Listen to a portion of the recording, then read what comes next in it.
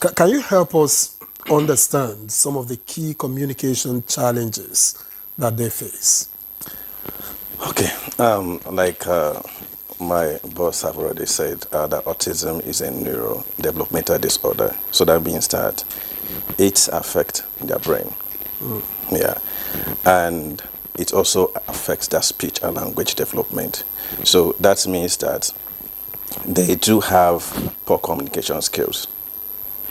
Now, it also do come with congenital selective mutism, where you see that these children, it's a speech disorder and also anxiety disorder, where children chooses or individual chooses when to talk, whom to talk to, where to talk, and total muteness. For example, on when to talk, for those that have developed some elements of speech, they can label some few items, but you might ask them, what is this?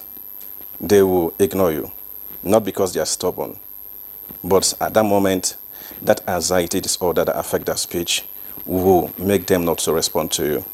Now, but the moment you leave them alone, they will start saying what you ask them to say. So that is when to talk. So number two is whom to talk to. So they might choose maybe daddy to talk to more, then mommy, they will talk less. They might choose, like in a school, they might choose a teacher A or teacher B. Friend. It also depends on the bond. How did you bond with them? How did you relate with them? Now, where to talk? We have seen children that choose to talk more at home, but in the school or in the outdoors activities, they'll be mute. We have seen those that when they go out, they will talk, but at home, they will not talk. So it now depends on the environmental factors too. How did you bond with them?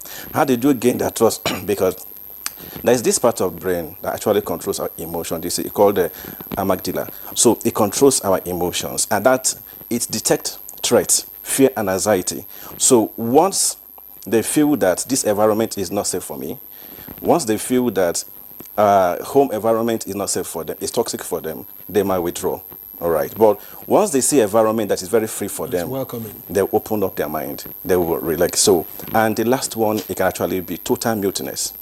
They might have the ability to talk, but because of that selective mutism, which is congenital, I mean they were born with this disorder, so they will just have it on their own.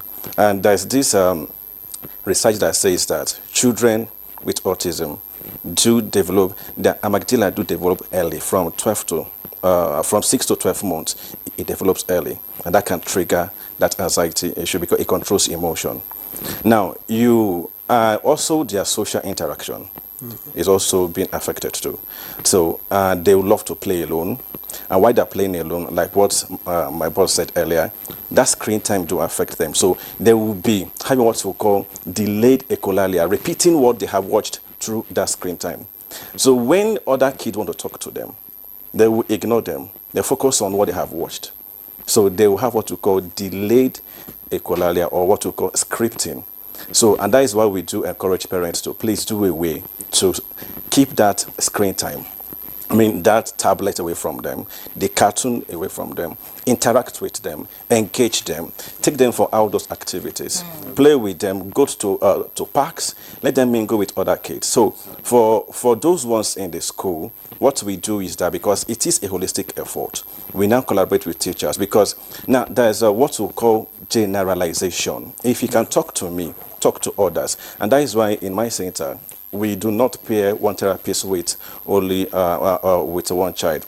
Two must be involved. If you can answer therapist A, answer therapist B, will now take you to the classroom, respond to the teachers, respond to your peers. If it is a home therapy, we involve the parents to be involved. All right.